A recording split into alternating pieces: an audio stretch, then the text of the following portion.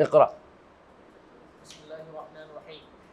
فإن قال أنا لا أعبد إلا الله وهذا الالتجاء إليهم ودعاؤهم ليس بعبادة فقل له أنت تقر أن الله فرض عليك إخلاص العبادة وهو حقه عليك. فإذا قال نعم فقل له بين لي هذا الذي فرضه الله عليك وهو إخلاص العبادة وهو حقه عليك. فإن كان لا يعرف العبادة ولا أنواعها فبينها له بقولك قال الله تعالى ادعوا ربكم تضرعا وخفية إنه لا يحب المعتدين. فإذا أعلمته بهذا فقل له هل هو عبادة لله تعالى فلا بد أن يقول نعم والدعاء من العبادة. فقل له إذا أقررت أنها عبادة ودعوت الله ليلا ونهارا خوفا وطمعا ثم دعوت في تلك الحاجة نبيا أو غيره هل أشركت في عبادة الله غيره فلا بد أن يقول نعم. فقل له قال الله تعالى فصل لربك وانحر. فإذا أطعت الله ونحرت له هل هذه عبادة فلا بد أن يقول نعم. فقل له إذا نحرت لمخلوق نبي أو جني أو غيرهما هل أشركت في هذه العبادة غير الله فلا بد أن يقول نعم. وقل له أيضا المشركون الذين نزل فيهم القرآن هل كانوا يعبدون الملائكة والصالحين واللات وغير ذلك فلا بد أن يقول نعم. فقل له وهل كانت عبادتهم إياهم إلا في الدعاء والذبح والالتجاء ونحو ذلك وإلا فهم مقرون أنهم عبيده وتحت قهر الله وأن الله هو الذي يدبر الأمر ولكن دعوهم والتجأوا إليهم للجاه والشفاعة وهذا ظاهر جدا. الحمد لله. بسم الله الحمد لله والصلاة والسلام على رسول الله وبعد. আজকে তাফসিলি শুরু করেছেন শাইখুল ইসলাম মুহাম্মদ আব্দুল ওয়াহাব। আগে তিনটি মৌলিক জিনিস আলোচনা করেছেন, আজকে থেকে তাফসিলি প্রত্যেকটা জিনিসের আলাদা আলাদা উত্তর দিবেন। প্রথম যে সন্দেহটা আসছে তারা বলতে চাচ্ছেন এটা যে বিপদ আপদে কারো দ্বারস্থ হওয়া, কাউকে ডাকা, কাউকে আশ্রয় চাওয়া এটা কোনো ইবাদত না। আমি একমাত্র আল্লাহর ইবাদত করি। বিপদ আপদে নেককারদের কাছে যাওয়া, তাদেরকে ডাকা এগুলি ইবাদত না। শাইখুল ইসলাম বলতে চাচ্ছেন যে তাহলে তুমি ইবাদতও বুঝো নাই, ইবাদত কাকে বলে সেটাই বুঝো নাই। তোমার সমস্যা হলো তুমি ইবাদত বুঝো নাই। কারণ ইবাদত তো অবশ্যই প্র্যাকটিক্যাল ফিল্ডে হয়, ইবাদত তো শুধু থিওরিক্যাল জিনিস না। তো ইবাদত কাকে বলে এটা আগে তোমার জানা দরকার। এজন্য বলছে আচ্ছা তোমাকে তাহলে এখন আমি প্রশ্ন করি, আল্লাহ তাআলা তোমার উপর ফরজ করেছে একমাত্র তার ইবাদত করবে, এতে কোনো সন্দেহ নেই। এবং এটা তোমার উপর আল্লাহর হক, যেটা আমরা হাদিসে মুআয ইবনে জাবাল রাদিয়াল্লাহু হাদিস থেকে আমরা পাই যে একমাত্র আল্লাহর বান্দার উপর আল্লাহর হক হচ্ছে একমাত্র তার ইবাদত করা। এটা তো অস্বীকার করতে পারবে না। তো ঠিক আছে, এখন তুমি বলতেছ আল্লাহর ইবাদত করতে হবে, তুমি আমার সাথে মানো একমাত্র এটা ইখলাস আল্লাহর জন্য করতে হবে ইবাদত। আর তুমি কি করো? আল্লাহ ছাড়া অন্যের কাছে আশ্রয় চাও, অন্যের কাছে দ্বারস্থ হও, অন্যকে ডাকো, তুমি এগুলো ইবাদতের নাম দিতেছ না। তাহলে তোমার সমস্যাটা হচ্ছে এটা। আমাকে বলো তো আল্লাহ যে ইখলাসুল ইবাদা করতে কইছে তার জন্য শুধুমাত্র এটা কোনটা, কেমনে এটা করা যাবে? যেটা তোমার উপরে আল্লাহর হক এটা তুমি কেমনে আদায় করবা? মূল সমস্যা হচ্ছে তুমি ইবাদত চিনতে পারো নাই। এখন তোমার যে ইখলাস করবা এটা কেমনে করবা এটা বলো তো। সে এটা উত্তর দিতে পারবে না। তাহলে কি করতে হবে? তাকে বলো যে একমাত্র তার ইবাদতের যে আয়াতটা আসছে সেটা আগে দেখো কি বলছে, উদউ রাব্বাকুম তাদাররুআন ওয়া খুফিয়া, একেবারে বিনয়ের সাথে কান্নাকাটি করে গোপনে একমাত্র রবকেই ডাকো, তোমাদের রবকেই ডাকো। যিনি তোমাদের সৃষ্টি করেছেন তাকেই ডাকো, যিনি তোমাকে রিজিক দিচ্ছেন তাকেই ডাকো, যিনি তোমার সুস্থ করছেন তাকেই ডাকো, যিনি তোমার সন্তান দিবেন তাকেই ডাকো, যিনি তোমাকে দুনিয়াতে ধন সম্পদ দিবেন তাকেই ডাকো, তোমাকে বিপদ থেকে উদ্ধার করবেন তাকেই ডাকো। এটাই তো হচ্ছে উদউ রাব্বাকুম তাদাররুআন ওয়া খুফিয়াতান অর্থ, যেটা সূরা আরাফের ৫৫ নম্বর আয়াতে আসছে। তাহলে এইটা যদি তুমি বুঝছো যে এক নম্বর হচ্ছে তুমি আবাদত বুঝো নাই। তুমি বলতেছো যে আল্লাহর কাছে ডাকা, আল্লাহ ছাড়া অন্য কাউকে ডাকা, অন্য কাছে আশ্রয় চাওয়া, এটা আবাদত না। আমি একমাত্র আল্লাহরই আবাদত করি। কিন্তু তুমি যেটা করতেছো এটার নাম কি তাহলে? তুমি তাহলে আবাদত ছিল না। আরেকটা জিনিস তুমি বুঝো না, সেটা হচ্ছে আল্লাহ তাআলা বলছে কোরআনে কারিমে যে একমাত্র তারই ইখলাস, তার ইখলাসে তার আবাদত করতে হবে। ইখলাসের সাথে আবাদত কেমনে করতে হয় এটা বুঝো আমাকে। দুইটা জিনিসে তিনি ছেড়ে দিয়েছেন, দুইটা প্রশ্ন। যখন সে বলল যে আমি একমাত্র আল্লাহর ইবাদত করি, আমি কারো দ্বারস্থ হওয়াটা কোনো অন্যের ইবাদত না, কাউকে ডাকা তো অন্যের ইবাদত না, তখন তিনি দুইটা প্রশ্ন করেছেন। একটা হচ্ছে হয় তুমি ইবাদত বুঝতে পারো নাই, এক নম্বর। দ্বিতীয় নম্বর হচ্ছে তুমি আল্লাহর জন্য ইবাদত করতে হবে, যেটা একমাত্র তার ইবাদত করতে হবে, তার হক তুমি ভালো করে জানো, সেটা তুমি কেমনে করবে। একটা হচ্ছে তার বাস্তব অবস্থাটা তুলে ধরছেন, আরেকটা হচ্ছে তাকে প্রশ্ন করে আটকে দেয়। তাহলে তুমি ইখলাস কেমনে আদায় করবে এটা বলো, কেমনে তুমি ইখলাস করবে? ইখলাস জন্য তোমাকে আয়াত আল্লাহ কি বলছে, উদউ রাব্বাকুম তাদাররুআন ওয়া খুফিয়া, তোমাদের রবকে ডাকো গোপনে এবং অত্যন্ত বিনয়ের সাথে কান্নাকাটি করে তাকে ডাকো। তাদাররুআন অর্থ এটা, দ্বারা অর্থ হলো একেবারে নিজেকে আকুতি দিয়ে ডাকো, এটা তুমি বুঝছো। তো তুমি যদি এখন বুঝছো এটা, তাহলে বলো আল্লাহর জন্য ইবাদত কিনা এটা? আকুতি করে আল্লাহর কাছে আশ্রয় নিয়ে ইবাদত কিনা? দোয়া করা ইবাদত কিনা? যদি দোয়া করা ইবাদত হয়, আকুতি ইবাদত হয়, তাহলে তুমি যেটা করছো এটার নাম কি? তুমি ইলতিজা করছো, তুমি চাইছো, ডাকছো, এটা ইবাদত না? যদি বলে ইবাদত, তাহলে এটা কার জন্য করতে হবে? আল্লাহর জন্য।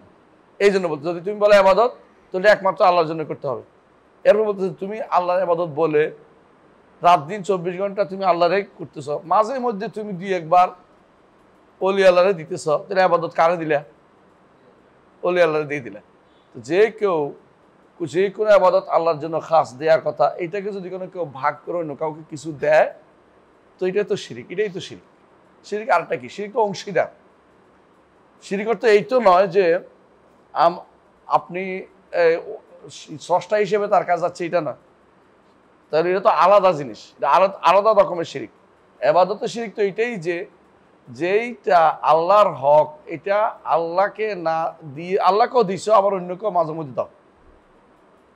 আল্লাহকে না দিলে এটা বলতাম যে আল্লাহকে দাও না, তুমি আল্লাহকে দাও, এতে কোনো সন্দেহ নেই। আরব মুশরিকরা আল্লাহকে দিত, তারা সালাত আদায় করতো, তারা হজ করতো, তারা দান করতো, কাপড় দিত হাজিদেরকে, পানি পান করাইতো, বিশাল কাম, সদাকা করতো, কত কিছু করতেছে তারা। সমস্যা কোথায় ছিল তাদের? আল্লাহর জন্য করতো, মাঝে মধ্যে মূর্তির কাছেও চাইতো। তো তুমি আল্লাহর কাছেও যাও, যেটা আল্লাহর হক তুমি জানো, আল্লাহর কাছে ডাকো, তুমি শিওর যে এটা আল্লাহর কাছে চাইতে হবে। তো মাঝে মধ্যে তুমি যে অন্যের কাছে আশ্রয় নাও, অন্যের কাছে চাও, এইটাও তো ইবাদতের একটা অংশ, তুমি অন্যকে দিলা, তো এটা শিরিক কেন হবে না? কথা বুঝছো? এই জন্য শেষে বলতেছে ফাকুল্লাহু, তুমি যখন বললে যে এটা ইবাদত, ইজা আকরার তার না ইবাদা, কোনটা ইবাদত? ডাকা, আশ্রয় চাওয়া, এটা ইবাদত তুমি এখন মানতে বাধ্য, কারণ আল্লাহর জন্যই করতে হবে। আল্লাহ বলছে উদউ রাব্বাকুম, তোমাদের রবে ডাকো, তাদাররুআন ওয়া খুফিয়া, একান্তে গোপনে কায়মানবিককে তোমাদের রবে শুধুমাত্র রবকে ডাকো। এখানে শুধু রবকে ডাকতে বলছে, অন্য কাউকে ডাকা যাবে না এটাতে। তাহলে বোঝা গেল এটা অন্য কাউকে দেয়া যাবে না, এটা ইবাদত। যে ইবাদত যদি হয়ে থাকে, তাহলে তুমি যদি রাত দিন আল্লাহকে ডাকো ভয়ে আশায়, কিন্তু দুই একবার এই কাজটাই তুমি কারে দিছ? নবীকে দিছ, বা অলিকে দিছ, বা শহীদকে দিছ, বা বিশেষ লোকদেরকে দান করছো, তাহলে তুমি এটা কি আল্লাহর সাথে শিরিক করলে না? আল্লাহ ইবাদতে শরিক করলে, সে অবশ্যই এটাকে হ্যাঁ বলতে হবে, কারণ এটার সাথে বিকল্প কোনো উত্তর নাই। এখন তিনি একটুকু শুধু ইবাদতের মধ্যে আসছে, হ্যাঁ, ইবাদত অর্থাৎ দোয়ার মধ্যে, যে ডাকলে যেমন ইবাদত হয়, তো তেমনি ভাবে আরো কিছু কাজ তুমি করে থাকো, এটাও শোনো। সেটা কি? তুমি আল্লাহ ছাড়া অন্য কারোর জন্য জবে করো, আল্লাহ ছাড়া অন্য কারোর জন্য মানত করো, আল্লাহ ছাড়া অন্য কারোর জন্য তুমি কিছু দান করো।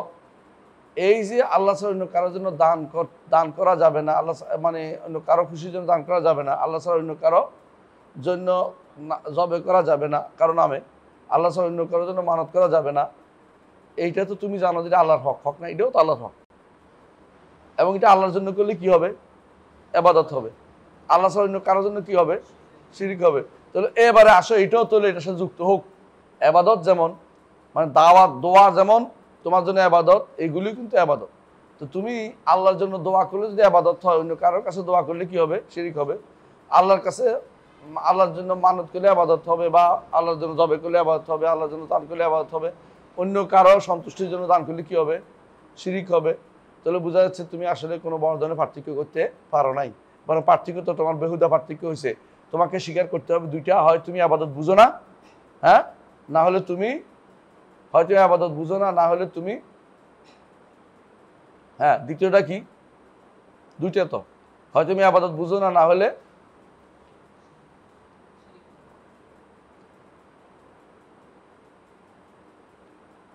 হয় তুমি আবাদত বুঝো না, না হলে তুমি যেটা করছো,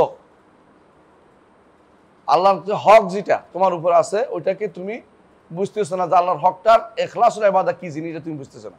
এই দুইটা, হয় তুমি ইবাদত বুঝো না, না হলে এখলাসুল ইবাদত বুঝো না।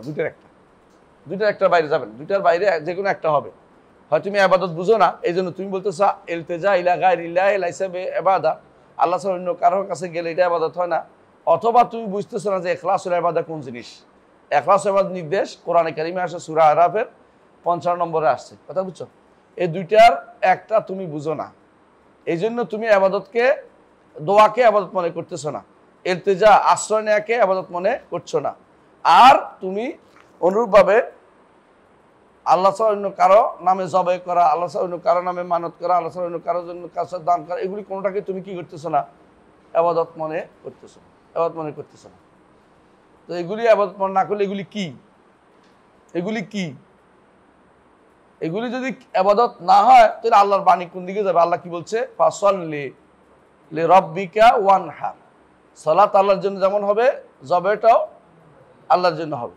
তাহলে এগুলি তো আল্লাহ তাআলা বলছেন আল্লাহর জন্য করতে, তুমি আল্লাহর জন্য করো, আমি অস্বীকার করছি না। কিন্তু যেই সময়টা তুমি নবীর জন্য জবে করো, অথবা জিনের জন্য জবে করো, অথবা অন্য কারোর জন্য জবে করো, পীরের জন্য জবে করো, অথবা কোনো কবরের জন্য জবে করো, তাহলে তুমি কি ওই সময় কি শিরিক করলে না, নাকি এক সময় যে মেনে নিছো ওইটাই তোমার যথেষ্ট হবে? বুঝে আসছে কথাটা? ওই সময় তুমি তো শিরিক করলে।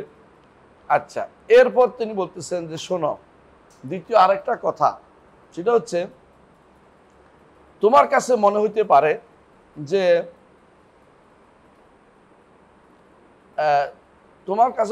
পারে যে আরবের মুশরিকরা যাদের ইবাদত করত, এটা ভিন্ন কোনো জিনিস।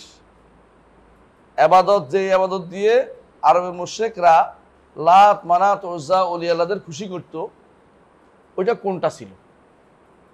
তুমি হয়তো বুঝতেছো না এটা কোনটা ছিল। আরব মুশরিকরা তো এই ইবাদতই করতো যে ইবাদত এখন তুমি ওলি আল্লাহর জন্য করো, কবরের জন্য করো, গাউসের জন্য করো, কুতুবের জন্য করতেছে, ইবাদতই করতো।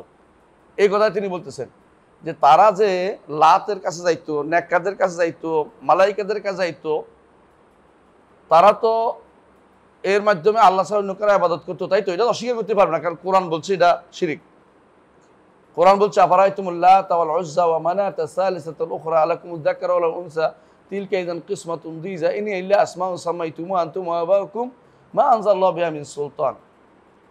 তো এই যে আল্লাহ তাআলা যেটা বলছেন, এর অর্থ হলো তোমরা শিরিক করতেছো, আল্লাহ তাআলা বলছে। সুতরাং তারা যে কাজটা করতো এদের কাছে, কাদের কাছে? লাত মানাত উজ্জা নেককার বান্দা, এটা কোন কাজটা ছিল? এইটা একবার বুঝে নাও। এটা ছিল কি? দোয়া। এটা ছিল যাবে। এটা ছিল আশ্রয় চাওয়া। এটা ছিল তাদের কাছে আশ্রয় নেয়া, তাদেরকে কঠিনভাবে তাদেরকে আকুতি সহকারে ডাকা, এটাই তো ছিল। তো তুমি একই কথা বলে তুমি যদি বলো যে না, আমি তো শিরিক করতেছি না, আমি তো একমাত্র আল্লাহরই ইবাদত করি, তো কেমন হলো? তুমি আল্লাহ ইবাদত করো না, তো করলে তো আমার অসুবিধা ছিল না। মূলত তারাও তাদের মূর্তির কাছে ইলতেজা করতো, তাদের মূর্তি ডাকতো, মূর্তির জন্য জবে করতো, মূর্তিকে খুশি করতে চাইতো। আর তুমিও একই কাজ করতেছ, তুমিও আল্লাহকে ইবাদত করো না আমি বলতেছি না, আরব মুশরিকরা আল্লাহ ইবাদত করতো, সাথে এটা করতো, তুমি আল্লাহর ইবাদত করো, সাথে সাথে আর কি করো? আল্লাহ ছাড়া অন্য কাউকে ডাকো, অন্যের কাছে ইলতিজা করো, আশ্রয় চাও, অন্যকে আকুতি সহকারে ডাকো, অন্যের জন্য জবে করো, অন্য খুশি করতে তুমি চাও। তো তোমার মধ্যে আর ওর মধ্যে কি পার্থক্য? কোনো পার্থক্য নেই, কোনো পার্থক্য নেই। মূল সমস্যাটা কি ছিল তাহলে তাদের? মূল সমস্যাটা কি ছিল? মূল সমস্যাটা ছিল তারা ইবাদত কাকে বলে এটাই বুঝতে পারেনি। ইবাদত কাকে বলে আসলে বলেন তো, ইবাদত কাকে বলে? হ্যাঁ, এটা তো আপনি পড়ছেন, ইসমুন জামিউন লিকুল্লি মা ইউহিব্বুল্লাহু ওয়া ইয়ারদা মিনাল আকওয়াল ওয়াল আমাল আয-যাহিরা ওয়াল বাতিনা। আল্লাহ তাআলা যা পছন্দ করেন এবং ভালোবাসেন, প্রতিটি কথা ও কাজ, প্রকাশ্য অপ্রকাশ্য, এগুলি হচ্ছে ইবাদত। কিভাবে করতে হবে এগুলিকে? পরিপূর্ণ ভালোবাসা বিনয় দিয়ে এগুলিকে করলে এটা ইবাদত হয়। কি দিয়ে করতে হবে, কিভাবে করতে হবে, যেটা আমরা বলেছি না আর আগে, ইবাদত কি দিয়ে করতে হয় এবং কিভাবে করতে হয়। তো এখন তুমি যে ইলতিজা করছো এটা কি দিয়ে? অন্তরের আকুতি দিয়ে, আশা এবং ভয় নিয়ে, খাউফান ওয়া তামান। কার কাছে যে জিনিসটা দিচ্ছ এটা কি? দোয়া, তাই না? দোয়া আল্লাহ পছন্দ করেন কিনা? করেন। তুমি কারে দিচ্ছ? কবরকে দিচ্ছ। তাহলে তুমি তো দোয়া ইবাদত বুঝলে তুমি এই কাজটা করতে পারতে না, যে এটা ইবাদতের একটা অংশ। ইবাদতের একটা অংশ আমি কাউকে দিতে পারি না, এটা কে পাবে? একমাত্র আল্লাহ পাবে, একমাত্র আল্লাহ পাবে। তাহলে এক নম্বর সমস্যা হলো তাদের কি? ইবাদতের অর্থ বুঝতে পারে নাই। এটা হলো জবাব। তো শেখুল ইসলাম মোহাম্মদ আব্দুল্লাহ রহমতুল্লাহ আলী এটার জবাব দিছে, মোট 4 ভাবে জবাব দিছে। 1 নম্বর হচ্ছে যে তুমি ইবাদত বুঝে নাই। 2 নম্বর হচ্ছে তুমি আল্লাহ যে নির্দেশটা দিছে তোমাকে করতে, সেটা কি? ইখলাসুল ইবাদা, একমাত্র আল্লাহর জন্য করতে। তুমি এটা ঠিক রাখতে পারো নাই, তুমি এটা ঠিক রাখতে পারো নাই। আর 3 নম্বর হচ্ছে যে তুমি, তোমার জানা উচিত আল্লাহর সাথে আল্লাহর ইবাদত সারা জীবন করছে, কিন্তু একটু একদিন শুধু এক মুহূর্তের জন্য যদি কোনো অন্য কারো ইবাদত করে থাকে তাহলে কিন্তু শিরিক হয়ে গেছে, শরীক হয়ে যায়। আর তুমি মনে করতেছো আমি তো সারাদিনেই আল্লাহর ইবাদত করে যাচ্ছি, একটু শুধুমাত্র কিছুক্ষণের জন্য ওলি আল্লাহদের কাছে যাইয়া চাইলাম, এটা অতিরিক্ত। তুমি ধরে এই যে শিরিকটাকে তুমি বুঝতে পারছো এটা শরিক হয়েছে, শিরিকও তুমি বুঝতে পারো নাই। আর 4 নম্বর হচ্ছে যাদের উপরে কোরআন নাজিল হয়েছে তারা লাত মানাত উজ্জার কাছে কি করতো? এই কাজটি করতো কি? তাদের কাছে তাদেরকে ডাকতো, তাদের কাছে আশ্রয় চাইতো, তাদের কাছে আকুতি পেশ করতো, তাদের নামে জবে করতো, তাদের নামে মান্নত করতো। এগুলি তো তারা করতো, তুমি একই কথা করতো। তোমার মধ্যে তাদের মধ্যে কি পার্থক্য হলো? কথা কি বুঝাতে পারছি? তো এইটা হচ্ছে মূল কথা। এখানে আলহামদুলিল্লাহ সংক্ষেপে এই উত্তরটা এসে গেছে, তাই না? উত্তরটা কি বুঝে আসছে? উত্তরটা বুঝে আসছে যে তাদের মূল সমস্যা এখানে কি? যখন বলে যে আমি তো একমাত্র আল্লাহর ইবাদত করি, তবে ওলি আল্লাহদের কাছে আশ্রয় নেয়, তাদেরকে আকুতি ভরে ডাকা, তাদেরকে আকুতি ভরে কিছু মনের কথা তুলে ধরা, এটা শিরিক না। তাহলে তো দুইটা বুঝে নেই, ইবাদতও বুঝে নাই, শিরিকও বুঝে নেই। আরেকটা কি বুঝে নাই? আরবের মুশরিকরা কোন ধরনের শিরিক করতো ওইটাও বুঝে নাই। বুঝতে পারছি? তাহলে 3টার কথা এই জন্য বলতেছি যে প্রকৃত ইবাদত কোনটা এটা বুঝে নাই, এবং হ্যাঁ আপনার আরেকটা বুঝে নাই, সেটা হচ্ছে আল্লাহ তাআলা কোন ইখলাসের সাথে, কোন ইবাদতকে ইখলাসের সাথে কিভাবে আল্লাহর জন্য হতে হবে এটাও সে বুঝে নাই। তাহলে 4টা কি বুঝে আসছে? 1 নম্বর কি? তাহলে 1 নম্বর হলো লাম ইয়াফহাম মানাল ইবাদা, ইবাদতের অর্থ বুঝে নাই। 2 নম্বর হলো কি? লাম ইয়াফহাম, আহসানতা, লাম ইয়াফহাম ইখলাসাল ইবাদাতি লিল্লাহ। 3 নম্বর লাম ইয়াফহাম আশিরক, শিরক কাকে বলে এটা বুঝে নাই। 4 নম্বর হচ্ছে লাম ইয়াফহাম মা কানা আলাইহি আল মুশরিকুনাল আওয়াইল, আরবের আগের মুশরিকরা কি অবস্থা ছিল এটা বুঝে নাই। কথা বুঝতে পারছি? যদি এটা যে এখন যদি কেউ বলে যে আপনি তাজহিল করলেন, হ্যাঁ তাজহিল করতেই হচ্ছে। যদি আপনি বুঝতেন আর বুঝাই দিচ্ছি যে ইখলাসুল ইবাদা ফরজ, আর দোয়া ইবাদতেরই একটা অংশ, ইলতিজা ইবাদতেরই একটা অংশ, জবে ইবাদতেরই একটা অংশ, মানত ইবাদতেরই একটা অংশ। তো আপনি যদি এটা বুঝে থাকেন তাহলে আপনি কিন্তু হ্যাঁ ইখলাসুল ইবাদা বুঝেন নাই, ইবাদতও বুঝেন না, ইখলাসুল ইবাদা কেমনে করতে হবে জানেন নাই। আর শিরিক বুঝলে আপনি এটা করতেন না, আপনি বুঝেন না। সারা জীবন আমল করলো, একটু যদি একদিন উল্টাটা করেন, অন্যের কাছে চান, আপনার কিন্তু আগের আমলটা কি হয়েছে? শিরিক হয়ে গেছে, পুরোটা বরবাদ হয়ে গেছে, নষ্ট হয়ে যায়। আর আপনি বুঝেন নাই আগেকার মুশরিকরা কোন ধরনের শিরিক করত। তারা কিন্তু বলতো না যে লাতে সৃষ্টি করছে আমাকে, লাতে রিজিক দেয়, এটা বলতো না। তারা লাত মানাত উজ্জার কাছে দ্বারস্থ হইতো, কি জন্য? যে তাদেরকে অন্তরে আকুতি দিয়ে ডাকবো, তারা আল্লাহকে বলে দিবে, তারা আল্লাহকে বলে দিবে। তো তুমি তো একই কাজে করতেছ, ওলি আল্লাহদের কাছে আশ্রয় চাইতেছ, শুধু একই কাজে করতেছ, এর মধ্যে আর কোনো সাওয়া বিসাওয়া, সমান সমান কোনো পার্থক্য নাই। তাহলে এই সন্দেহ শেষ। আসেন দ্বিতীয় আরেকটা সন্দেহ আসবে। হ্যাঁ, فإن قال أتنكر شفاعة رسول الله صلى الله عليه وسلم وتبرأ منها فقل لا أنكرها ولا أتبرأ منها بل هو صلى الله عليه وسلم الشافع المشفع وأرجو شفاعته ولكن الشفاعة كلها لله كما قال تعالى قل لله الشفاعة جميعا ولا تكون إلا بعد إذن الله كما قال تعالى من ذا الذي يشفع عنده إلا بإذنه ولا يشفع في أحد إلا بعد أن يأذن الله فيه كما قال تعالى ولا يشفعون إلا لمن ارتضى وهو من خشيته مشفقون وهو لا يرضى إلا التوحيد كما قال تعالى ومن يبتغي غير الإسلام دينا فلن يقبل منه وهو في الآخرة من الخاسرين فإذا كانت الشفاعة كلها لله ولا تكون إلا بعد إذنه ولا يشفع النبي صلى الله عليه وسلم ولا غيره في أحد حتى يأذن الله فيه ولا يأذن إلا لأهل التوحيد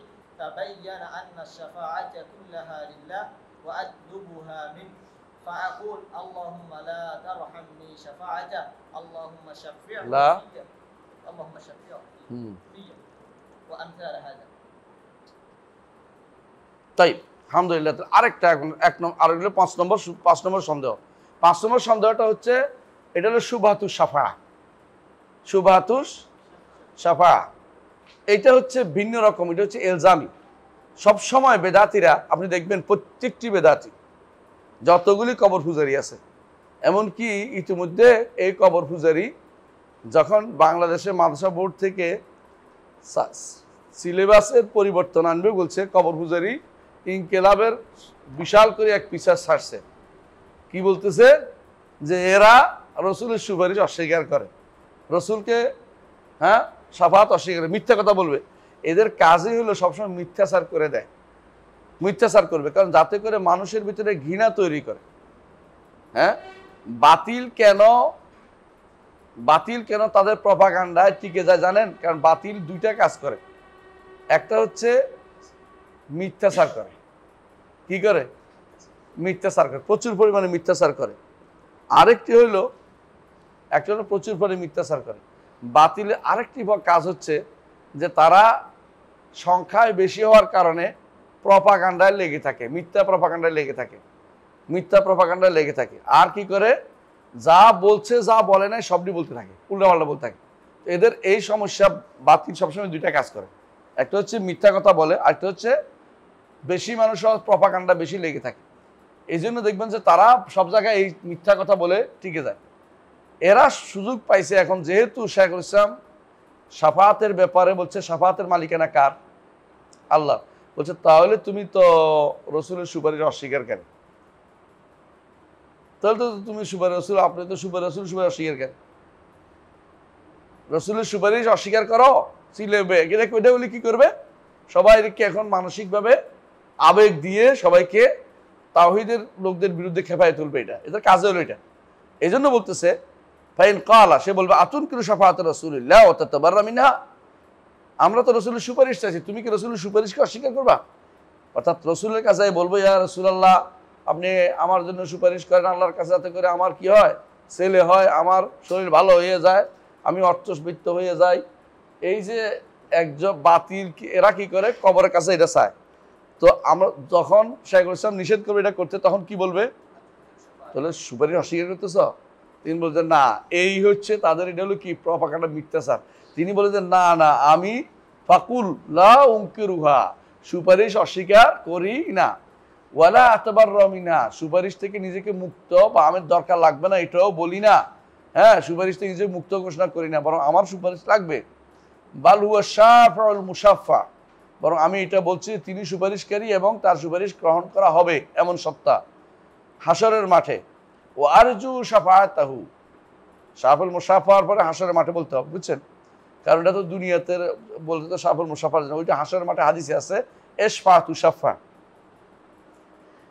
তারপরে ও আরজু শাফাতাহু, আমি তার সুপারিশ চাই, আমি তার সুপারিশ চাই। তাহলে সে যে যেটা বলছে এটাকে অস্বীকার করলে হয়, যেটা বলছে এটাকে অস্বীকার করলে না, আমি সুপারিশ অবশ্যই অস্বীকার করি না, সুপারিশ থেকে নিজে বিমুক্ত ঘোষণা করি না, যেমন শিরক থেকে নিজে বিমুক্ত ঘোষণা করি, সুপারিশে লাগবে না এটাও আমি বলি না, সুপারিশ স্বীকার করি, এটা লাগবে আমি বলি, এটাও বিশ্বাস করি তিনি সুপারিশকারী হবেন এবং তার সুপারিশ গ্রহণ করা হবে হাসরের দিন, এবং তার সুপারিশ আমারও দরকার আছে, আমি আশাবাদী যে আল্লাহ তার সুপারিশ আমি পাবো। কিন্তু সুপারিশের মালিককে আল্লাহ। এখন বল সুপারিশের মালিককে মানে কি? সুপারিশ শব্দের অর্থ কি? সাফরা বুঝেননি? জোর করা, একক কথার সাথে আরেকজনের কথা যোগ করা হচ্ছে সাফরা। এই জন্য বৃত্তি রয়েছে বেজোর, ওয়া সাফরি ওয়াল ওয়াতর, জোর সালাত বেজোর সালাত। কেউ বলছে এটা তাফসীর করছে এটা। তো আপনি যখন সাফরায় হচ্ছেন, আল্লাহ তাআলা আপনার একক দাওয়াতে কুলোচ্ছে না, একক আমলে কুলোচ্ছে না, একক যে কোশ্চেনটা দিয়ে সারতে পারতেছেন না, আর এক বা একাধিক লোক দিয়ে আপনার এটা কি করছেন? যুক্ত করে দিচ্ছেন। এইটা হলো সাফাত।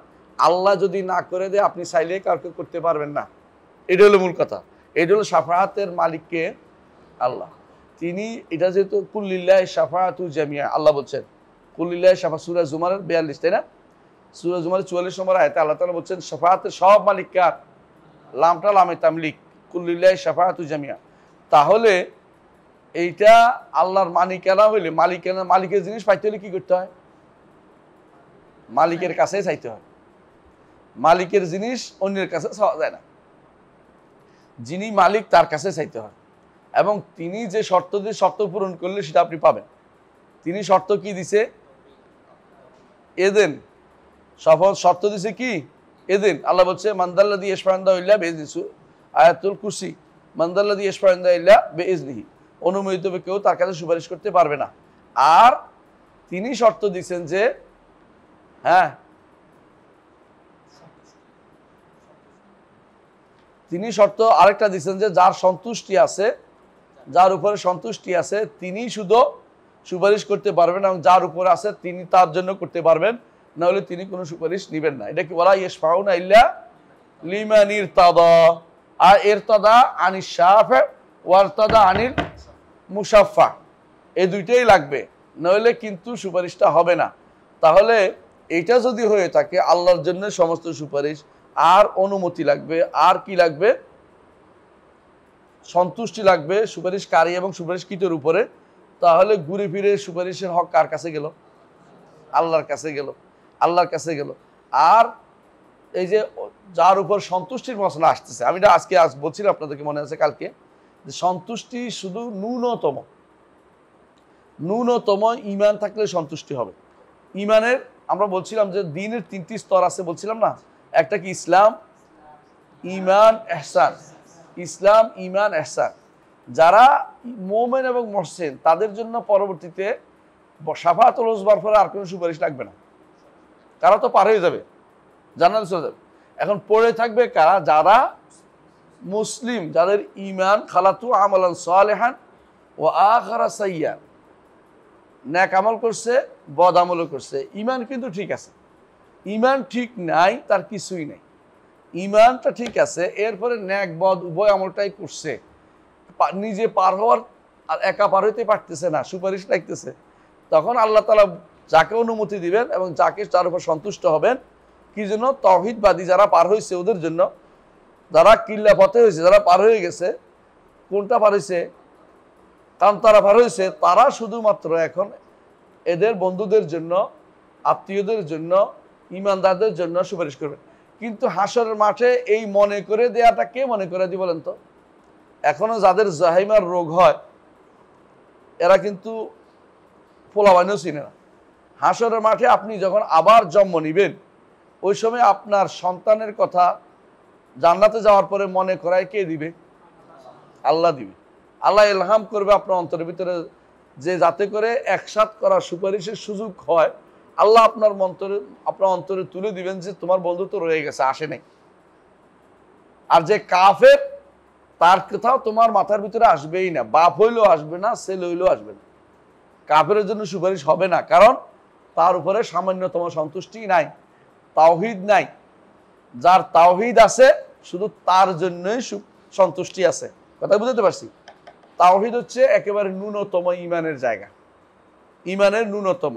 হাব্বাত খারদালিম মিন ঈমান, হাব্বাত আদনা মিসকালা যাররাতিন মিন ঈমান, এটা হচ্ছে সবচেয়ে ছোট ইমানের কণা যেটা, এইটা নাই তার জন্য কোনো সুপারিশ হবে না। তাহলে সুপারিশের মূল জিনিসটা বুঝছেন তো? মালিককে আল্লাহ, মনে করাই দিবে কে? আল্লাহ। এই আল্লাহর কাছে নেওয়ার জন্য সেজদা পড়ার ব্যবস্থা করবে কে? আল্লাহ করে দিবেন। যারা শিরিককারী তাদের জন্য মনে করাই দিবে না।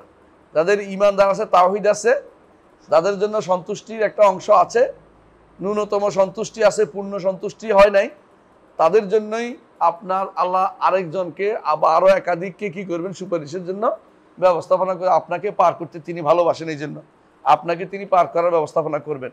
তাহলে এরা যারা বলে যে আপনি কি সুপারিশ অস্বীকার করেন, আপনি কি, এরা হচ্ছে ঝগড়া লাগানোর কাজ করে। অনেকেই বলবে অলি আল্লাহদের, আপনি কি অলি আল্লাহদেরকে মানেন না? অলি আল্লাহ তো মানি। আপনি অলি আল্লাহদের কাছে চান, আমি চাই না, পার্থক্য এটাই। আমি অলি আল্লাহদের ভালোবাসি এবং তারও অলি আল্লাহদের, আল্লাহর অলিদের ভালোবাসার কারণে আমি এর ওসিলা দিয়ে আল্লাহর কাছে দোয়া করি, কিন্তু আপনি আল্লাহর অলিদের কাছে দোয়া করেন। পার্থক্য এটা, বুঝলেন তো? আল্লাহর অলিদের মধ্যে সবচেয়ে বড় অলি কারা? সাহাবা ইকরাম। আমি সাহাবা ইকরামকে নিঃসন্দেহে ভালোবাসি, কারণ নিঃসন্দেহে তারা আল্লাহর অলি, এবং তাদের ভালোবাসা হুব্বুহুম ঈমান। ইমাম তাহাবি বলতেছেন, তাই না? হ্যাঁ, বুখারী তরজমাতুল বাবের মধ্যে হুব্বুহুম ঈমান, তাই না? হুব্বুস সাহাবা, সাহাবায়ে কেরামকে ভালোবাসা ঈমান। ইমাম তাহাবি বলতেছেন তার ইয়ার মধ্যে হুব্বুহুম ঈমান, তাদেরকে ভালোবাসা ঈমান। কারণ তারা যে ঈমানদার, এতে কোনো সন্দেহ আছে? তারা যে আল্লাহর ওলি, সন্দেহ আছে? ঈমান এবং তাকওয়ার সর্বোচ্চ চরম পরাকাষ্ঠা তাদের কাছে। এরপরে যারা আছে এদেরটা তো সন্দেহজনক হইতে পারে। তাবেঈদের মধ্যে আপনি কত পার্সেন্ট পাবেন? হয়তো আপনি সবাইকে অলি মনে করছেন, অলি নাও থাকতে পারে। ওখানে কি ছিল? বিভিন্ন ফেরকার লোকেরা উঠে গেছিল ওই সময়। আতবাউ তাবেঈনদের আরো বেশি সমস্যা, এরপরে যারা আছে আরো বেশি সমস্যা। দিন যত যায় তত অলি আল্লাহর নামে যারা বসে গেছে ওরা বেশিরভাগই হচ্ছে, দেখা যাবে অলি শয়তান, শয়তানের অলি। যারা গায়েবী জগতের কথা দাবি করে, যারা কারামত নামে মানুষদেরকে ঠকানোর বুদ্ধি করে, যারা জিন হাজির করে মিথ্যা কথা বলে, এরা আল্লাহর ওলি কেমন হলে? তো ওলি শয়তান। এজন্য ইবনে তাইমিয়ার একটা বই আছে, আল ফুরকান বাইনা আউলিয়ার রহমান ও আউলিয়া শয়তান। আল ফুরকান বাইনা আউলিয়ার রহমান ও আউলিয়া শয়তান। সম্ভবত বাংলা অনুবাদও হয়েছে, এটা অনুবাদও হয়েছে, সম্ভবত এটা অনুবাদ হয়েছে বাংলায়। এইটা বইটা খুবই গুরুত্বপূর্ণ, কারণ আপনি কেমনে বুঝবেন? কিন্তু সাহাবায়ে কেরাম নিঃসন্দেহে আউলিয়াউর রহমান, নিঃসন্দেহে আউলিয়াউর রহমান। তো আমি তাদেরকে, সাহাবায়ে কেরামকে ভালোবেসে কি করি? ইমান বাড়িয়ে নেই। তাদেরকে যত বেশি ভালোবাসবো তত আমার ইমান বাড়বে। আর অন্যদেরকে, আমি তো অলি যদি হয় তাহলে তো ভালোবাসা পাবেই। অলি কারা? আল্লাযীনা আমানু ওয়া কানু ইয়াত্তাকুন। এরপরে এদেরকে আমি ভালোবাসি, কিন্তু এদেরকে শিওর বলতে পারতেছি না অলি, শিওর বলতে পারতেছি না অলি। অনেকে আছে বিভিন্ন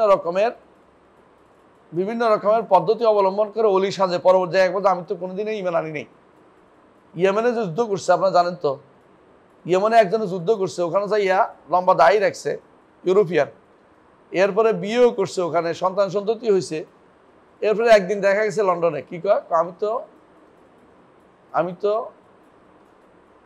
আমি তো কেজিবির ইয়ার পক্ষ থেকে, ইসরায়েলের পক্ষ থেকে সর হিসেবে কাজ করেছি। স্পষ্ট স্বীকারোক্তি, স্পষ্ট স্বীকারোক্তি। বেনুবাবু নামে এক ভদ্রলোক ছিলেন, বেনুবাবু, আপনাদেরকে বলছিলাম, বেনুবাবু আমাদের বাড়িতে একদিন আসছে। উনি মহিলা মানুষ, হিন্দু মানুষ। তো তিনি বলতেছেন স্বাধীনতার পরে, তো আমার বড় ভাই তখন বড় ছিলেন, ওনার কাছাকাছি বয়সে। তো বেনুবাবু কইছিলেন এই 6 মাস ইমামতি করেছি। তো কি বলেন, হ্যাঁ কয়টা সূরা তুই মুখস্থ করাই দিছিলি, শুনতে শুনতে মুখস্থ হয়ে গেছে, এগুলি দিয়ে ইমামতি গেছে, কেউ নাই, মানুষ পালাইছে, আমি ইমামতি করছি, আমার খাওয়া দাওয়া ঠিক আছে। তো আল্লাহর ওলি মনে করি লম্বা জামা গায়ে দিয়ে ইমামতিও করছে, কিন্তু তো হিন্দু হিন্দু রয়ে গেছে, কথা বুঝছিস কিনা। তো ওলি আল্লাহ চিনার জন্য পরবর্তীদের সমস্যা বেশি, আগের তো লোকদের সমস্যা নাই। যত দিন যায় তত অবস্থা খারাপের দিকেই যাচ্ছে। সাহাবায়ে কেরামের পরে হ্যাঁ কি বলেছে, খায়রুন নাসে করনি সুম্মাল্লাযিনা ইয়ালুনহুম সুম্মাল্লাযিনা ইয়ালুনহুম। তো ওলি আল্লাহদেরকে চিনার তো উপায় আর নাই আমাদের কাছে। ঈমান এবং তাকওয়া বাহ্যিকভাবে আমরা দেখে বলতে পারি আশাবাদী যে ঈমানদার, কিন্তু তাই বলে খাঁটিভাবে ওলি শাহাদা দিতে পারি না। কারণ শাহাদা দিলে তো জান্নাতে দিতে হয় তাকে, সাক্ষী দিতে পারি না যে উনি আল্লাহর ওলি, সাক্ষ্য দিতে পারি না। আশাবাদী যে আল্লাহর ওলি হইতে পারে, কিন্তু যাদের ব্যাপারে সাক্ষ্য দিতে পারি তারা কারা? সাহাবায়ে কেরাম। কোনো সন্দেহ নেই যে আল্লাহর ওলি, কোনো সন্দেহ নেই আল্লাহর ওলি। তো সাহাবায়ে কেরামকে আমরা ভালোবাসি, কোনো সন্দেহ নেই।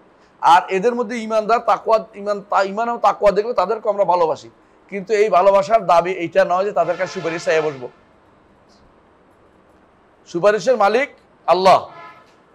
তুমি যে বলতেছে কি পাই আমাকে সারা সুপারিশে, তুমি যে বলতেছো সুপারিশের, আপনি সুপারিশ অস্বীকার করেন কিনা? না, আমি সুপারিশ অস্বীকার করি না, এবং আমি সুপারিশ অস্বীকার করি না।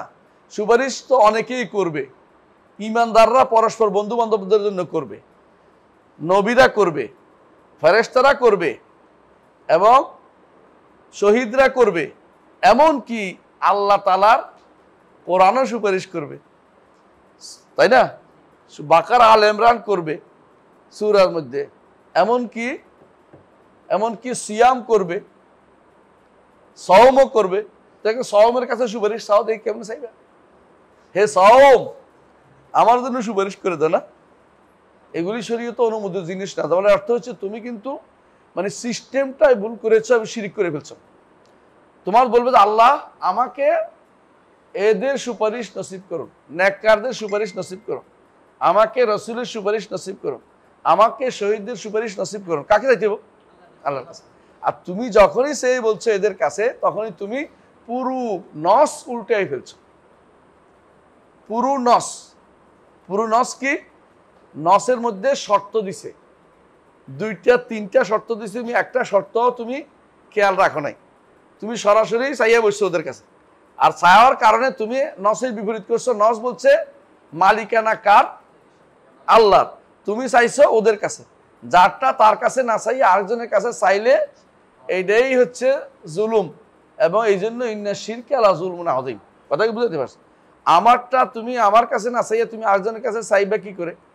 এটা আমার মালিকানা আমার, তুমি আরেকজনের কাছ থেকে পাইবা কি করে? কোনোদিনই পাইবে না। তো শাফাআতের মালিক হচ্ছে আল্লাহ তাআলা। আমি শাফাআত অস্বীকার করি না। হাশরের মাঠে রসুল সুপারিশ করবেন, রসুলও এই জন্য রসুল সুপারিশ করতে আল্লাহর কাছে করতে বলবো হাশরের মাঠে। কেন? জীবিত উপস্থিত, তাই তো, এবং করতে পারবেন। অন্য নবীরা করতে পারতেন, করেন না ভয়ে, কিন্তু আমার নবী বলছেন আনা লাহা, বলবেন আনা লাহা আনা লাহা, আমি এর জন্য, আমি এর জন্য, আমি এর জন্য, আমি এর জন্য। এই জন্য তিনি পড়বেন 3টা উপস্থিত, জীবিত এবং সক্ষম। এই জন্য তিনি সুপারিশ করবেন। ওই সুপারিশের কারণে হাশরের মাঠে কি হবে? বিচার শুরু হবে। এটা কিন্তু মুক্তির সুপারিশ না, এটা দুনিয়ার সুপারিশের, দুনিয়ার কর্মকাণ্ডের মতোই একটা সুপারিশ। আখিরাতের যে সুপারিশে মুক্তি পাবে সেইটা আরো বেশি গুরুত্বপূর্ণ। কেন? এটাতে শর্ত বেশি, এটাতে শর্ত 3টা।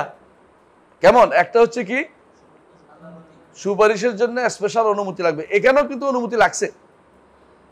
আর যাদের জন্য সুপারিশ করা হবে তাদের উপরে তাদের তাওহীদ থাকতে হবে। আর যে সুপারিশ করবেন উনিও পার পেয়ে গেছেন এরকম হইতে হবে। নিজে বিপদে পড়ে একজন সুপারিশ করবে না, কারণ তিনি জানেন না যে তিনি পার হইতে পারবেন কিনা।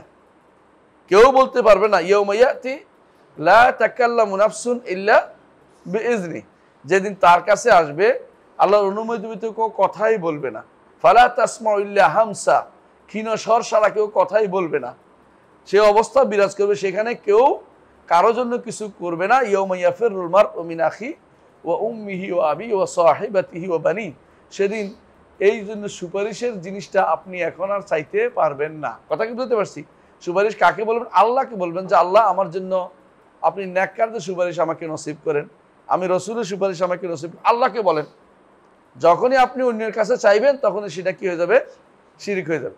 তো এরা কি করছে, এই যে সালাকরা, এরা কি করছে, এরা মনে করছে যে যখন আমি এটা বলে দেবো যে এরই আপনি কি সুপারিশ অস্বীকার করেন, তো হয়তো তিনি এই জন্য উত্তর হা না না দিয়ে বলতে হবে, বিস্তারিত বলতে হবে। অস্বীকার করি না এটা সত্য, তাহলে হ্যাঁ সত্য সুপারিশ হতে পারে, এটাও না। আবার অস্বীকার করি এটাও না, আপনি যে সুপারিশের কথা বলছেন অস্বীকার করি, শিরকি সুপারিশ। আর আমি যেটা অস্বীকার করি না এটা কি? এটা হচ্ছে শরীয়ত সম্মত সুপারিশ, এটা আমি স্বীকার করি, এটা আমি অস্বীকার করি না। তাহলে আপনাকে বিস্তারিত জবাব দিতে হয়। এই জন্য ইবনে তাইমিয়া রাহমাতুল্লাহ আলাইহি বলতেন জগতের বড় বড় ফিতনা হচ্ছে তৈরি হয়েছে কিসের থেকে? জগতের বড় বড় ফিতনা তৈরি হয়েছে মুজমাল উত্তরে, সংক্ষিপ্ত উত্তরে। সংক্ষিপ্ত উত্তরের মধ্যে অনেক হককে অস্বীকার করা হয়, অনেক না হককে স্বীকার করা হয়। এই জন্য সংক্ষিপ্ত উত্তর না দিয়ে আপনাকে কি করতে হবে? বিতাফসিল, ইস্তিফসাল, তাফসিল করতে হবে। যেমন আমরা আপনাদেরকে বলি মাঝে মধ্যে যে যদি কেউ যদি বলে যে হ্যাঁ আল্লাহ তাআলার কি আছে কিনা, কান আছে কিনা, তখন কি বলবেন? কান বলতে কি বুঝাচ্ছেন? কান যদি কোনো হাদিসের কথা বলেন তো নাই, আর যদি বলেন আল্লাহ তাআলা শোনেন, হ্যাঁ শোনেন, তবে কান বলবেন না। শোনাকে কান বলে নাই, হাদিসও বলে নাই, কোরআনও বলে নাই, কান বলা যাবে না। কিন্তু শোনেন এটা অবশ্যই বলতে হবে আপনাকে, তাই না?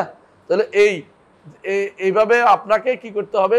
শরীয়তের এই মাসালাগুলোতে আপনাকে বিস্তারিত বলতে হবে, সংক্ষিপ্ত জবাব দেওয়া যাবে না। বুঝে আসছে? শরীয়তের অনেক সমস্যা তৈরি হয়েছে এই কারণে যে সংক্ষিপ্ত উত্তরের মধ্যে হক না হক দুইটাই হইতে পারে, এমন অবস্থা তৈরি করে দিলে সেটার মধ্যে মানুষ বিভ্রান্ত হতে থাকে। তো কেউ যদি আপনাকে বলে এক কথা উত্তর দেয়, এক কথা বলে, এক কথা উত্তর দেওয়ার জায়গা এটা না। এরা শয়তানি করে আগে বলে এক কথা বলেন, দুই কথা বলতে পারবেন না। মানে এরা এটা করে যাতে করে আপনি হা বললেও দোষ দিবে, না বললেও দোষ দিবে। হা বললেও বলবে যে ও তো শিখে আছে, সুপারিশ স্বীকার করেন, আর আমি তো সুপারিশ চাচ্ছি। আর না বললে বলবো তো সুপারিশ মানে না। দেখেন কত বড় কথা, আল্লাহ বলছে সুপারিশের কথা, এরা বলছে সুপারিশ মানে না।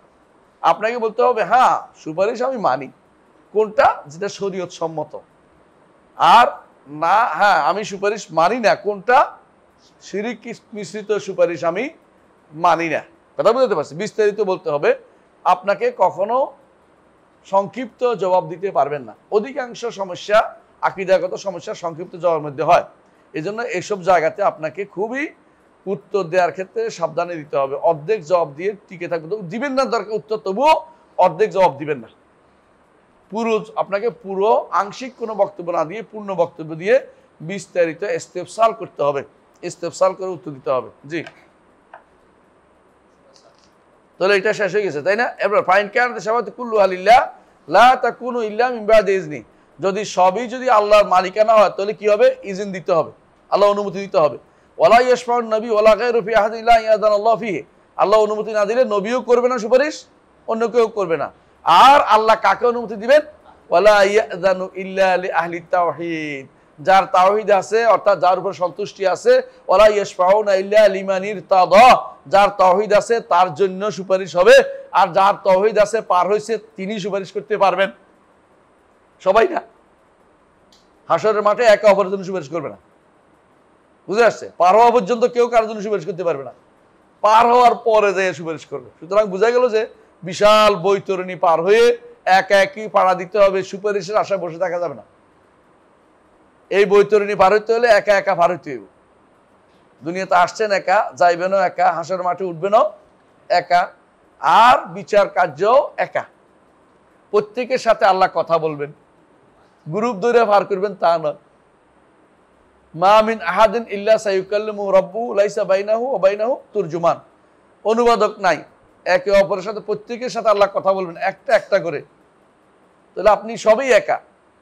পার হওয়ার পরে আপনি হয়তো আরেকজনের জন্য কিছু করতে চেষ্টা করতে পারেন, পার হওয়ার আগে আপনি একা একাই থাকবেন। পার হওয়ার পরে শুধু আপনি, আপনার দোস্ত আটকে গেছে, পড়ে গেছে কোথায়? আগুনে, হায় হায়, আপনি তখন সুপারিশ করে বের করতে পারবেন। মুহাম্মদ রাসূলুল্লাহ সাল্লাল্লাহু আলাইহি ওয়াসাল্লাম দুইটা সুপারিশ করবেন পার হওয়ার আগে। একটা কোনটা? হাশরের মাঠেরটা। আরেকটা কোনটা? হ্যাঁ, ফুলসিরাতের উপরে তিনি বলতে থাকেন আল্লাহুম্মা সাল্লিম সাল্লিম, ফেরেশতারা এবং তারা তিনি বলবেন, দুই গ্রুপ বলবে আল্লাহুম্মা সাল্লিম সাল্লিম, আল্লাহ নিরাপত্তা দেন। এই দোয়াটাও একটা সুপারিশ, কারণ একা পার হইতে পারতেছে না, দোয়া লাগতেছে, জোর হচ্ছে, একটার সাথে যুক্ত হচ্ছে, কথা বুঝতে পারছি? তাহলে আপনি সুপারিশের ব্যাপারে স্পষ্ট বুঝ থাকতে হবে আপনাদের সুপারিশ কি বুঝায়। এরা আপনার সুপারিশ দিয়ে ঝগড়া দিতে না পারে, সুপারিশ দিয়ে বাগড়া দিয়ে আপনাকে শিরকে নিবৃত্ত করতে না পারে, এই বিষয়টা আপনার জানা থাকা দরকার আছে। কেমন? তাবাইয়ানা লাকা, এখন আপনি বুঝছেন আন্না শাফাআতু কুল্লুহা লিল্লাহ, শাফাআত কার? আল্লাহর। ওয়া আনা আতলুবুহা মিনহু, আর জবাব দিবেন এটা, শাফাআত কার? আল্লাহর। আমি আল্লাহর কাছে চাই শাফাআত। অনেকে বলে আল্লাহর কাছে শাফাআত কেন চাইবেন? আল্লাহর কাছে তিনি মালিক। কি বলবো? আল্লাহুম্মা লা তাহরিমনি শাফাআতাহু, আল্লাহ আমাকে নবীর সুপারিশ থেকে বঞ্চিত করবেন না। আল্লাহুম্মা শাফফিহু ফিয়া, আল্লাহ আমার ব্যাপারে তার সুপারিশ আপনি কবুল করুন। ও আমসাল হাযা, এরকম শব্দ আমি ব্যবহার করব। কথা বুঝছেন? বর্তমানে যে সমস্ত লোকেরা সুপারিশ চাচ্ছে, একটা দুইটা, হ্যাঁ, আপনাদেরকে পরাণবন্দির কথা বলছিলাম, শুনছেন না? পরাণবন্দি লোকের সে সুপারিশ চাইবে রসুলের কাছে, কেন? পুলিশে বাধা দিচ্ছে, দুঃখে মরে যাচ্ছে। রসুলের কাছে সুপারিশ চাইলে তার ঈমান চলে যায়। বাধা দেওয়া উচিত না? বাধা দেওয়া উচিত না? নাকি আবেগ তাড়িত হওয়া উচিত? আবেগ তাড়িত হওয়া উচিত। রসুলের কাছে সুপারিশ চাওয়া যাবে না। রসুল আপনার সুপারিশের কথা শুনবে না। রসুল আপনার সুপারিশের কথা শুনবে এমন কোন দলিল আপনি সারা জীবন দিতে পারবেন না। দাবি করতে পারে রসুল কি শুনে সালাম সর্বোচ্চ দাবি করতে পারে, তাও কোনো প্রমাণ নাই। তার কাছে সালাম পৌঁছে দেয়া হয়। এখন যেখানে সালামটা দেয় এটা কত দূর জানেন? রসুলের কবর শরীফ থেকে, কবর থেকে এটা কমপক্ষে 10 হাত দূরে। 10 হাত, বুঝছেন তো? প্রথম যারা থাকে, আর যারা এর পিছনে থাকে তারা তো আরো 15-20 হাত দূরে থাকে। 15-20 হাত দূরে আপনি সালাম দিচ্ছেন, কবরের উপরে থাকলে মানুষটা শুনতো, তাই না? কবরের ভিতরে নিচে যারা আছে, এই মাটি ভেদ করে নিজে নিজে শুনতেছে না, যদি শোনাইতে কে শোনাইতে হইব? আল্লাহ যারটা শোনানোর ইচ্ছা করে সেটা শোনাইতে পারবেন। আপনি বলতে পারবেন না যে আপনারটা শুনতেছে, তাহলে আপনি ওনাকে কেন কথা ইয়া করতেছেন? কেন আপনি তার কাছে সুপারিশ চাইতেছেন, শিরিক করতেছেন? আপনার সালামটাও তো আল্লাহ পৌঁছানোর ব্যবস্থা করবেন। তাহলে আল্লাহর কাছেই আপনি চান না আল্লাহ তাকে আমার সুপারিশকারী বানিয়ে দেন। আপনি অতিরিক্ত কথা কেন বলেন? রসুল বলেছেন ওয়ালা তাকুলু হুজরান, অতিরিক্ত বাড়তি বেহুদা কথা বলিও না। কখন বলছে এটা? এই সালাক কবর জিয়ারতের মধ্যেই বলছে। হ্যাঁ, জুরুল কুবুর ওয়ালা তাকুলু হুজরান, কবর জিয়ারত করো কিন্তু হুজুর বলিও না। হুজুর হচ্ছে এমন সব কথা যেগুলি বেদাত এবং শিরকে পরিণত, এই সমস্ত কথা কোনোটাই বলিও না। কবর জিয়ারতের মধ্যে এগুলি বলা যায় না, এই জন্য ওখানে সুপারিশ চাওয়া যায় না। সুপারিশ একমাত্র আল্লাহর কাছে চাইতে হবে যে আল্লাহ আমার জন্য আমার নবীকে আমার জন্য সুপারিশকারী বানিয়ে দিবেন, যেভাবে তিনি ওয়াদা করেছেন যে ওয়ারজুকনা শাফাআতাহু ইয়াউমাল কিয়ামা, বলেন না কিয়ামত দিন তার সুপারিশ আমাকে নসিব করুন। এটা আল্লাহর কাছে আপনি চাইতে পারেন, তবে এটা দোয়ার ভিতরে ঢুকাই দিবেন না। কোন দোয়া? আজানের দোয়ার ভিতরে ঢুকাই দিবেন না, কারণ যেখানে দোয়ার ভিতরে অন্য কিছু ঢুকাই দেওয়াটাই বেদাত। অন্য সময় আপনি চান, কোনো সমস্যা নেই, কিন্তু আজানের দোয়ার ভিতরে ঢুকাই দিবেন না। আজানের দোয়ার ভিতরে ঢুকাই দিবেন না, জায়েজ হলেই ঢুকাই দিতে হয় না। তাহলে আপনি নামাজের ভিতরে তাহলে ওয়ারজুকনা শাফাআতাহু করতে থাকেন, পারবেন?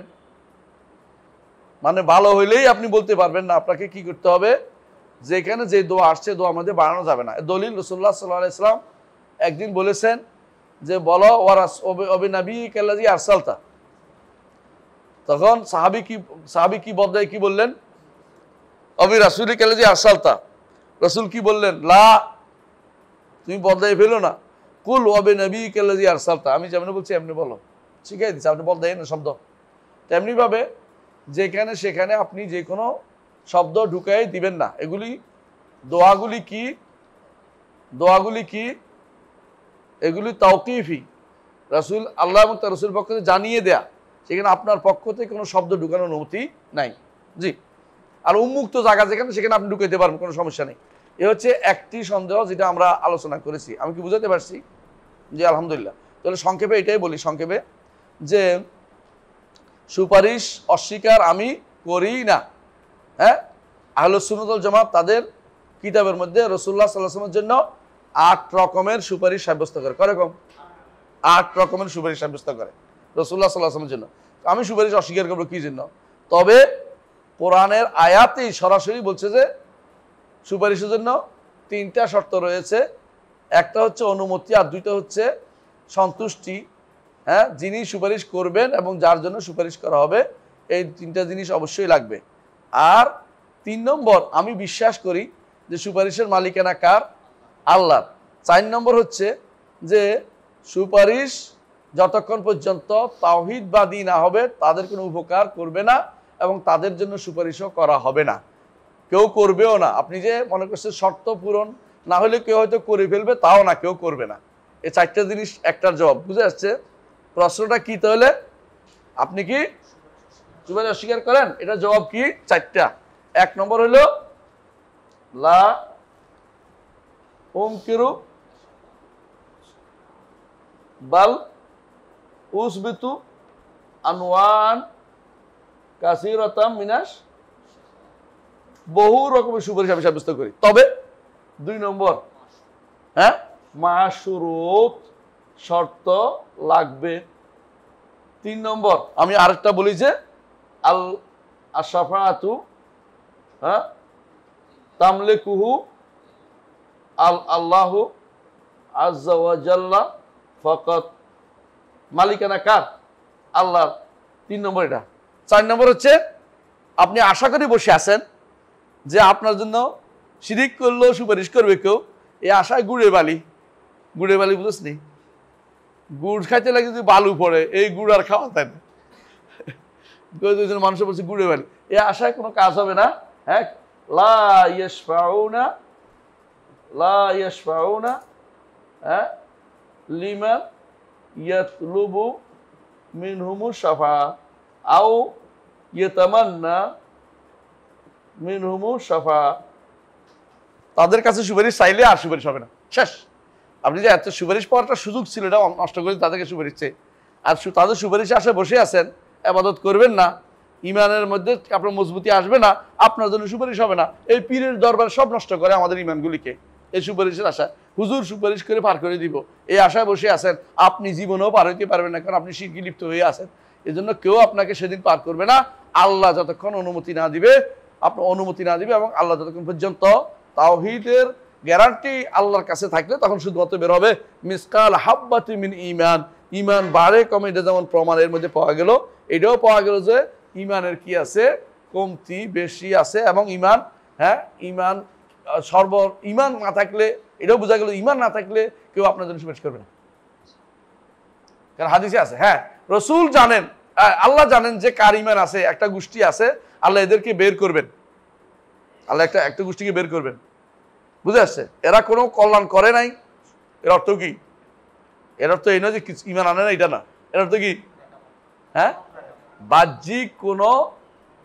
বাহ্যিকভাবে কেউ তাদের ঈমানটা দেখতে পায়নি। এই জন্য সমস্ত মুহাদ্দিসিনরা এটা ব্যাখ্যা করেছে, এটা হাসানাতান তুজকার, উল্লেখযোগ্য কিছু করেনি, উল্লেখের মতো কোনো আমল করে না, কিন্তু ঈমান তাদের ছিল, কিন্তু উল্লেখযোগ্য কোনো আমল করে। এই তাফসীর করছে। এই জন্য আমার এতে 3য় খন্ড এটা আসবে ইনশাআল্লাহ, দেখবেন এটা ব্যাখ্যাটা লাগবে, নাহলে মানুষ মনে করে যে তো এদেরকে বিনা তাওহীদ তো বের করে ফেলছে। না, বেদাত বের করে না, তাওহীদ আসিল। আল্লাহ জানতো যে তার তাওহীদ ছিল, মানুষ দেখে নাই। কেউ তারা, আপনার বন্ধু না থাকলে আপনার জন্য সুপারিশ করার জন্য মনে করাই দিবে না, আল্লাহ নিজেই এগুলিকে বের করবেন। আল্লাহ তাআলা নিজ, হ্যাঁ, এক আঞ্জলি, তাই না, বের করে নিয়ে আসবেন এদেরকে। আল্লাহর আঞ্জলি কত বড় আমরা জানি না। অঞ্জলি দিয়ে তিনি পুরোটা দিয়ে বের করে নিয়ে আসবেন। এনে আইনগুলি কোথায় রাখবেন? জান্নাতের দরজার সামনে নাহরুল হায়াত আছে। হ্যাঁ, নাহরুল হায়াত, জীবনের নদী, জীবন নদীতে ফেলবেন। এরা বেড়ে উঠবে যেভাবে কাহামিলি সেইল, যেভাবে কোনো খড়কুটো আসে ফেলে দিলে কিছুক্ষণ পর দেখবেন যে গাছ উঠতে থাকে। তো এরা এইভাবে গাছের মতো উঠতে থাকবে। উঠতে একসময় তারা পূর্ণ মানুষ হয়ে যাবে। তো তাদেরকে কপালের মধ্যে দাগ থাকবে, জাহান্নামীউন লেখা থাকবে। মানুষে দেখে বলবো, ও জাহান্নাম থেকে আসছে তুমি, এশফাক করবে, কেউ কেউ কথা বলবে। এই জন্য শেষ পর্যন্ত আল্লাহ এগুলিকে মিশিয়ে দেবেন, যাতে করে জান্নাতে যে গেলে তো আর মনে কষ্ট থাকার কথা না, মনে কষ্ট না থাকে, এই জন্য সেটা আবার উঠাই দিবেন। কিন্তু এদের জাহান্নামীয়ুন বলে আল্লাহর নেয়ামত পাইছে তারা, এটা উদ্দেশ্য বলা। হ্যাঁ, এটা যেন তাদের দ্বারা তারা অন্তরে খুশি থাকে যে আমি আল্লাহর নেয়ামত পেয়ে আছি, মনে কষ্ট আসার বিষয় না, পার হইতে পারছি, শুকরিয়া আদায় আসবে এই জন্য। তারপরে তাদের এইটাও মিটিয়ে দেওয়া হবে, আর দরকার নাই, যেটা বলছে তো একবার মানুষ জানে গেছে, যেটা পেরে আসছে, এরপরে আর দরকার নেই, এই জন্য এটা মিটিয়ে দেওয়া হবে, জাহান্নামীয়ুন আর লেখা থাকবে না। এটাও হাদিসে আসছে। তাহলে বোঝা গেল যে সুপারিশের এই যে বদ ধারণা, খারাপ যে চিন্তা, এটা মানুষদেরকে শিরকের ভিতরে নিপতিত করে। বেশিরভাগ মানুষ বর্তমানে পীরের দরবারে, অমুকের দরবারে, তমুকের দরবারে ঘুরতেছে কি জন্য? সুপারিশের আশা। তাহলে এটা কত নম্বর গেল সন্দেহ? 5 নম্বর গেল সন্দেহ। আমরা এরপরে ইনশাল্লাহ 6ষ্ঠ সন্দেহ নিয়ে আগামী ক্লাসে আপনাদের সাথে আলাপ হবে। সুবহানাকাল্লাহি ওয়া বিহামদিকা আশহাদু আল্লা ইলাহা ইল্লা আনতা আস্তাগফিরুকা ওয়া আতুবু ইলাইক। আসসালামু আলাইকুম ওয়া রাহমাতুল্লাহি ওয়া বারাকাতুহু।